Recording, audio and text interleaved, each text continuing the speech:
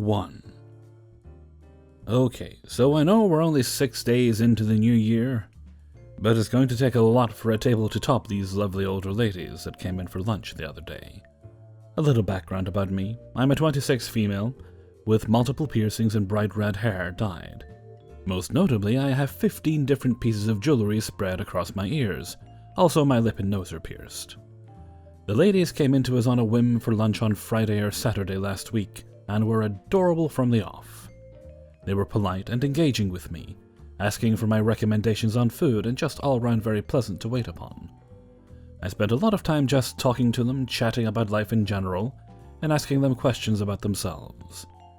It was a slow day, so I had the time to be able to do this without neglecting my other tables. When I was clearing the mains away, the older lady asked me if she could ask me a question, and stated she didn't want to be rude, she was just curious. At this point I'm thinking, okay, what am I letting myself in for? But they'd been lovely all the time they'd been in, so I said she could ask. She put her finger on her own lip in the place where my piercing is and asked me if it hurt, again saying she didn't want to be rude. I happily explained that yes, it hurt when I got it done, but I've had it for a long time now and it doesn't hurt anymore. I then went on to compare it to her earrings and said it probably hurt when you got your ears pierced, but they don't hurt anymore, do they? She giggled and said she couldn't even remember getting them done, let alone how much it hurt at the time. I explained to her that's how I feel about all my piercings. I know they must have hurt when I got them done, but I've had them for so long that I don't remember the pain. Her companion then asked me why I had so many piercings, and I explained to them that when I got my first one, I had not long come out of a difficult relationship and wanted something to make me feel different. They lit up and said I got them because they're part of who I am and who I've always been, and that it just took a bad experience for me to find myself that way. They also said that my jewelry really suits me, and that I should remember the strength they helped me find. So to the ladies that came in for lunch last week, I want to thank you for taking the time to listen and assure you that you were definitely not rude in any way. Most of the older generation tell me I've ruined my face, or that I'm going to live to regret the decisions I've made with my body. So it was a complete breath of fresh air to have you talk so matter-of-factly about them, and compliment me on my choices. You have made my year, and it's going to take a really amazing table to take the best table of the year spot from you both. I hope you come back in, and that I get the pleasure of serving you again. 2. To the 2 guys who stayed past closing, you suck. Background. The pizza place I work at has a bar with a few tables in the area, and then dining room space kind of in its own little area. We only serve beer and wine, and we are open till 9 during the week. I worked Sunday and Monday, and they were both slow nights, but they were nothing compared to tonight. I started the dinner shift at 4 tonight, and the other server comes in at 5. The night started pretty good, and I got 3 tables during the first hour. After my coworker shows up, she gets the next table that comes in around 5:15.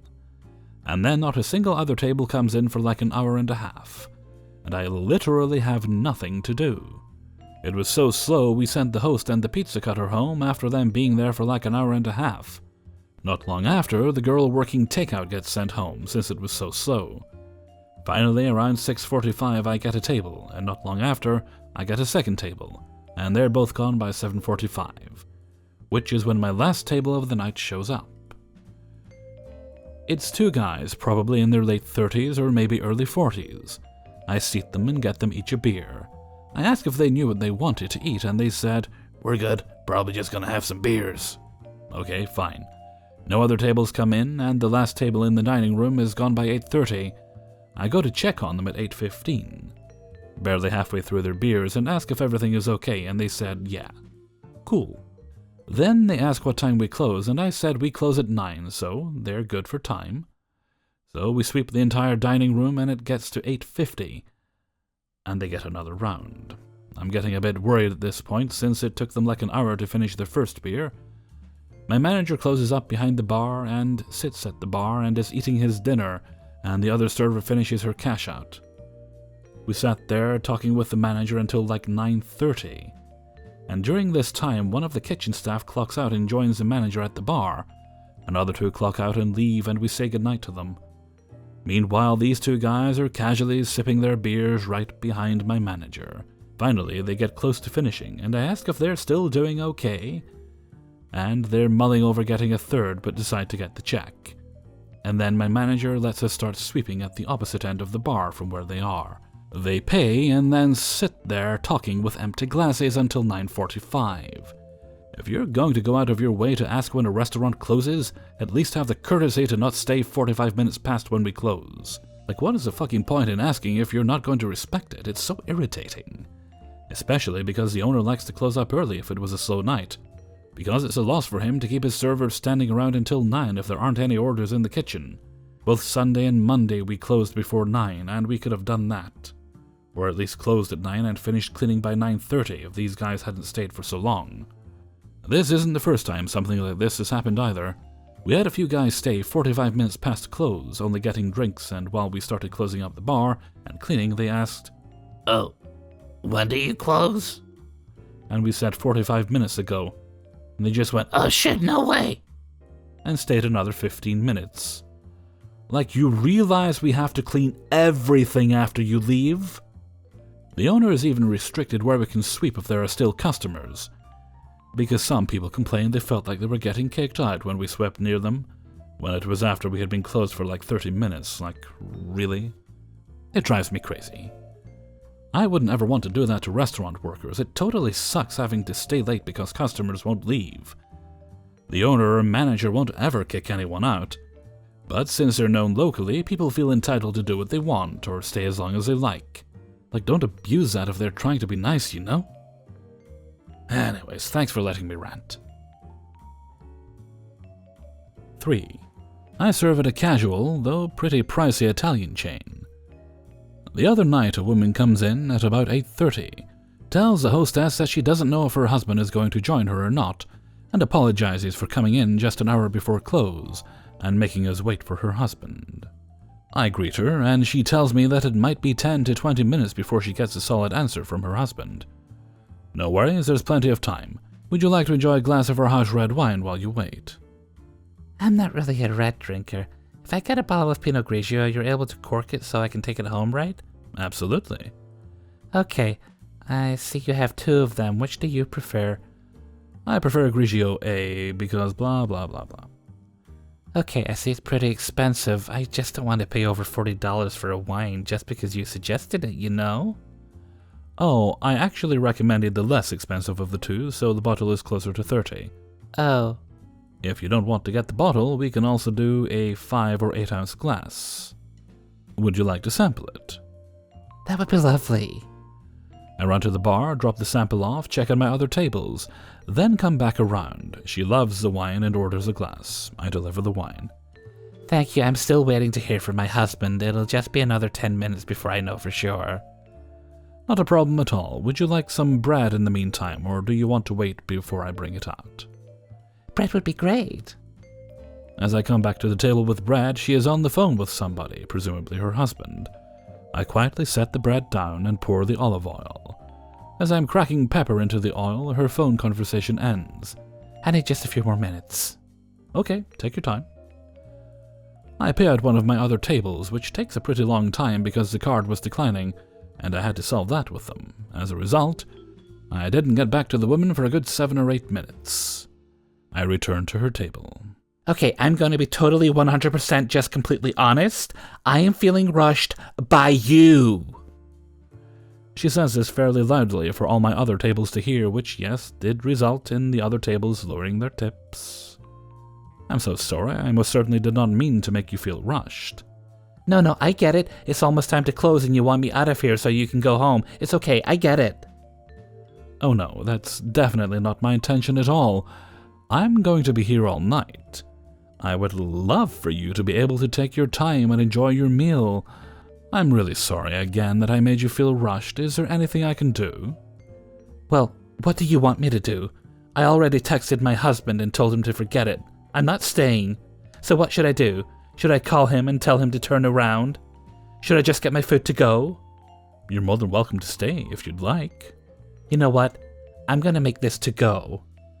The woman orders 2 different custom pastas, one for her and one for her husband, naming random ingredients without specifying which dish they should go on.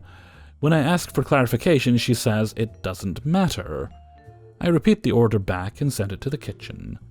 I give the manager on duty, happens to be the front of house manager, a rundown of what happened and ask if he can do a table touch. He goes over there and talks to her for a pretty long time. Just looking at them, I can tell the manager is frustrated with her. He comes back and says he went over there and defended me, telling her that I'm the nicest person in the restaurant and would never intentionally rush her. When he asked her what I did to make her feel that way, she couldn't give him an answer and just kept repeating, "What are you trying to say?" My manager then proceeds to snap at me with stuff like, "Next time, don't send a manager over until they request to speak to one." Even though corporate's policy is to get a manager anytime a customer is even mildly unhappy. Because apparently this woman asked for his name and is going to complain to corporate about him.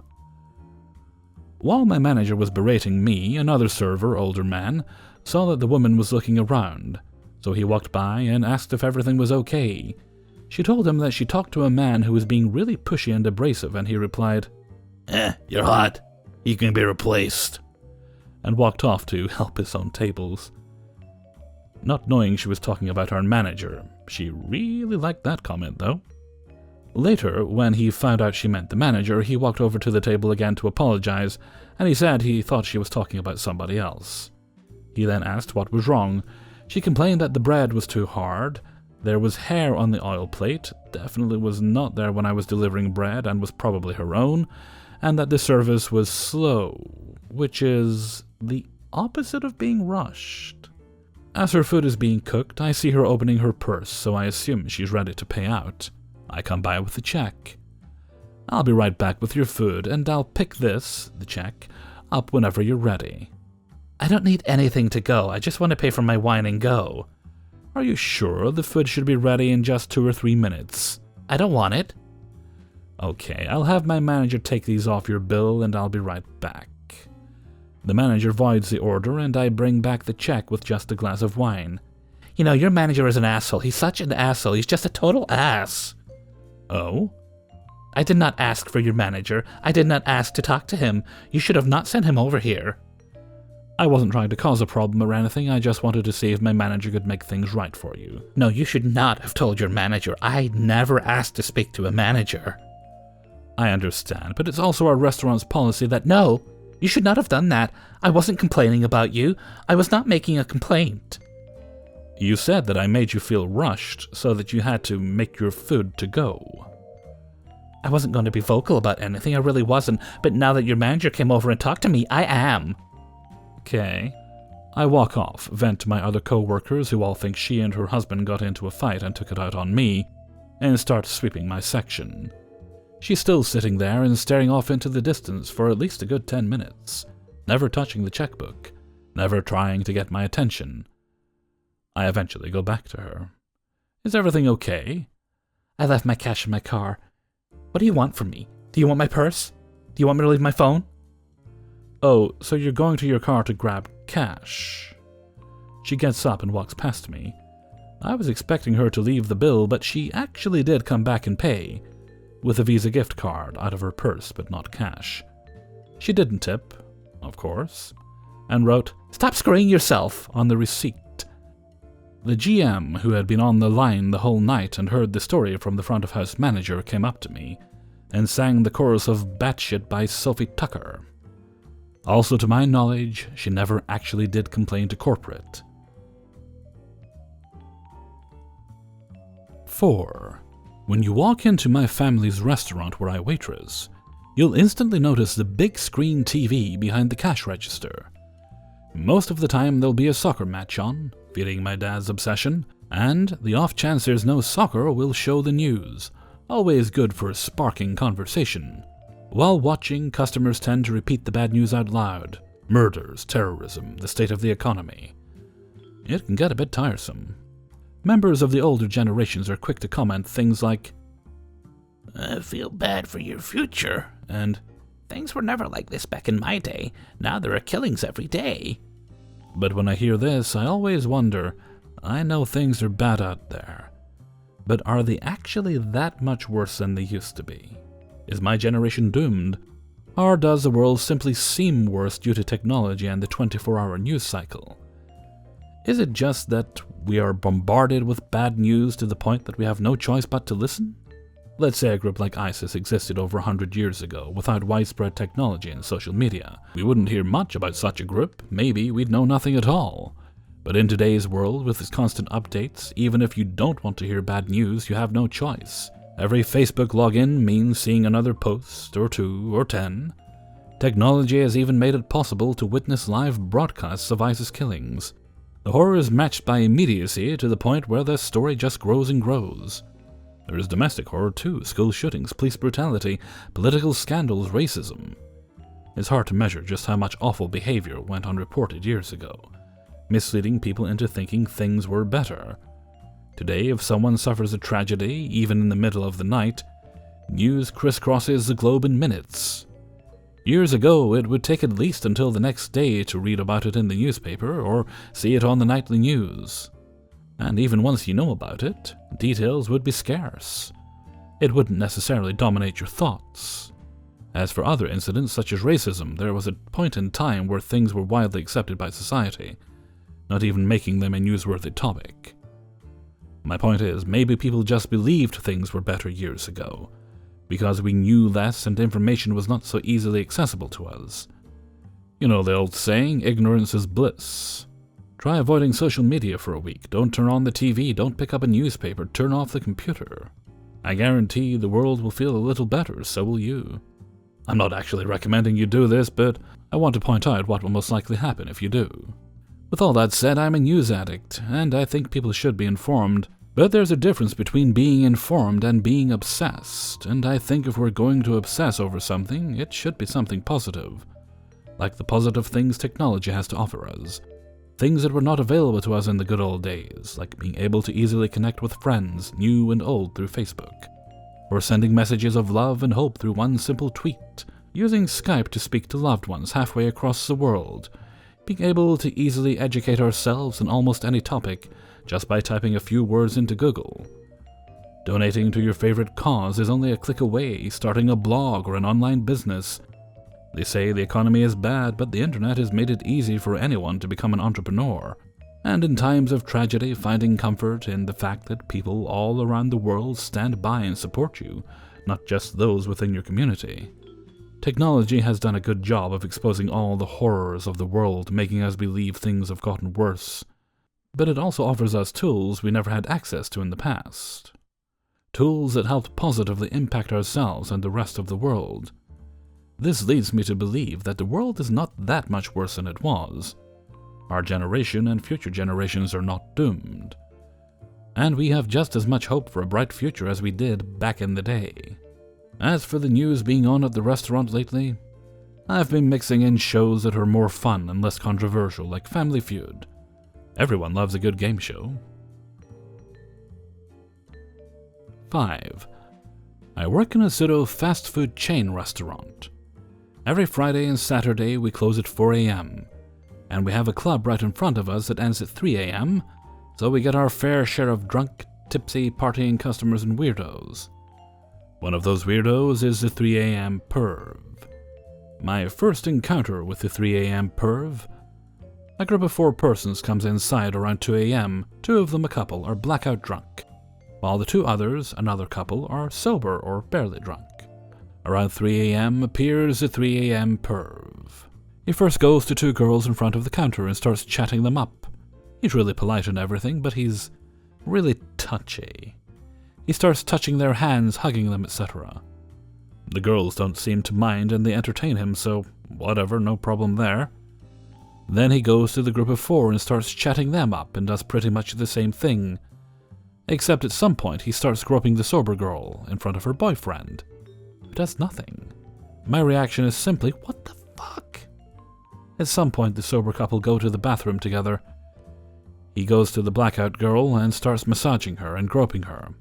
Although the girl is trying to sleep, she is clearly conscious a bit as she pushes him off, but he keeps going, so I go to him and ask him if he knows them. As I approach, he gets his hands off her skirt. He tells me he's keeping an eye on them, as he just became friends with them. So I tell him to avoid groping her until I see the sober dude come back, and I go to him and tell him that the guy is groping both his friend and girlfriend. And he tells me that he knows, but he doesn't know what to do. I tell him to shake him off or call the cops. In the end, they left together in an Uber or taxi.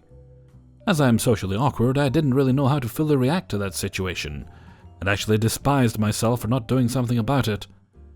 But I told myself at least 2 of them are sober, so they'll make sure the drunk girl doesn't end up alone with him.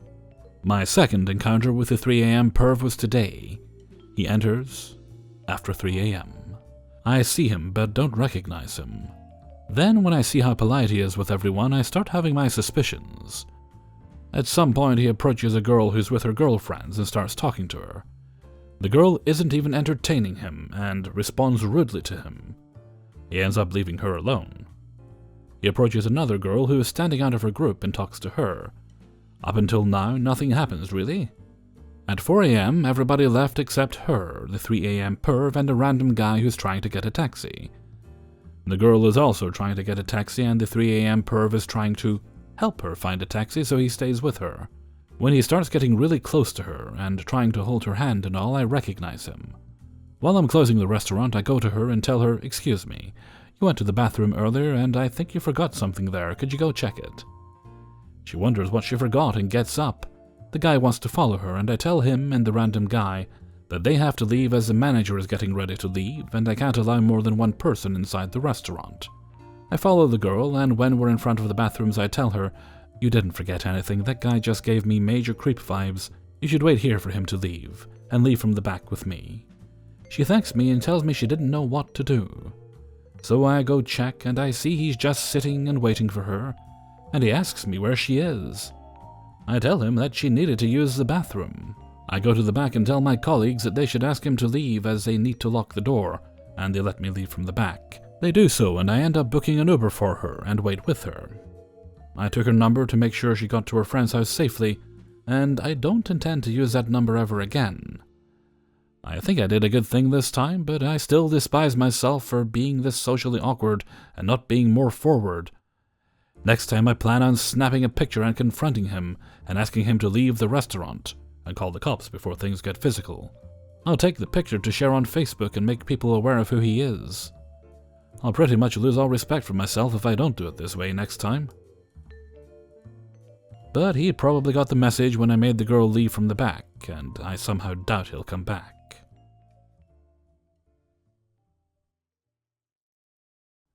Hey everybody, Hellfreezer here, and thank you very much for listening to Spinning Plates, number 81.